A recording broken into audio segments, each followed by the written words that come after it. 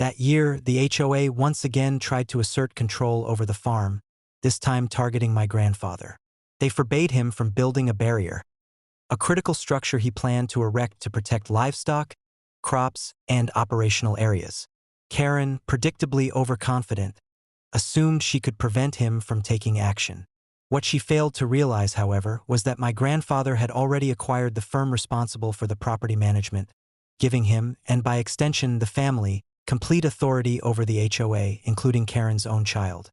This incident would become one of the most decisive and humiliating defeats for the HOA in our ongoing saga. The morning began quietly. Titania and the herd grazed near the planned barrier site. Geese patrolled the perimeter, and goats explored the embankments. My grandfather arrived with engineers and workers from the newly acquired firm, prepared to construct the barrier.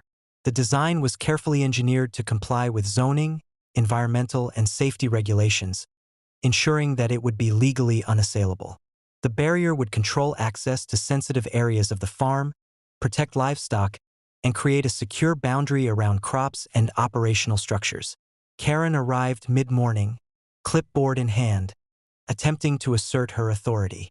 She waved it aggressively, insisting that the barrier could not be built.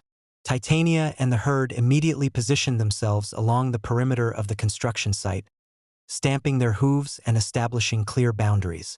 The other horses fanned out strategically, subtly controlling movement and ensuring that no one could approach the construction area without being guided. Geese honked rhythmically, creating both auditory and visual deterrence, while goats blocked narrow access paths, further preventing interference. As Karen attempted to force the issue, my grandfather calmly revealed the firm's acquisition documents. The police, who were called by Karen in desperation, arrived expecting a dispute, only to be presented with legal proof that my grandfather, and therefore the farm, had full authority over the property, including any action the HOA sought to prevent. Karen's child, who had been a point of leverage in previous incidents, was now under my grandfather's firm's control, further solidifying the legal and operational supremacy of the farm. The construction proceeded flawlessly.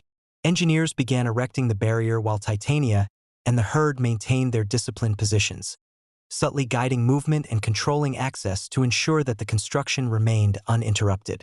Geese patrolled the perimeter, flapping and honking, while goats positioned themselves strategically along narrower trails. The barrier's foundation was completed without any interference from Karen or her associates, demonstrating the perfect coordination of human, legal, and animal resources. Karen, increasingly frustrated, dialed the police, claiming that the barrier construction was unauthorized. By the time officers arrived, they were met with a fully coordinated and legally documented scene. The barrier under construction, animals maintaining strategic positions, and full evidence of my grandfather's authority over the HOA and the property. The officers quickly recognized that any interference on Karen's part would be unlawful and strategically unwise. By mid-afternoon, the barrier was completed. Titania grazed nearby, the herd patrolled the surrounding area, geese continued their synchronized patrols, and goats explored the embankments, maintaining vigilance and ensuring the farm's operations remained secure. Karen and the HOA had been publicly humiliated, their attempt to interfere completely neutralized by legal authority, strategic planning, and disciplined animal coordination.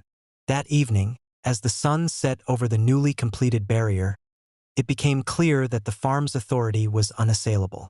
The barrier stood as a symbol of foresight, strategic planning, and the seamless integration of human, legal, and animal resources. Karen's overreach had been thoroughly defeated, leaving her frustrated, embarrassed, and powerless. The incident reinforced a critical lesson. Audacity without understanding legal authority, operational systems, and strategic coordination is destined to fail. The farm, under my grandfather's leadership, had once again demonstrated resilience, intelligence, and the perfect combination of legal power, human oversight, and animal enforcement to maintain control over the property.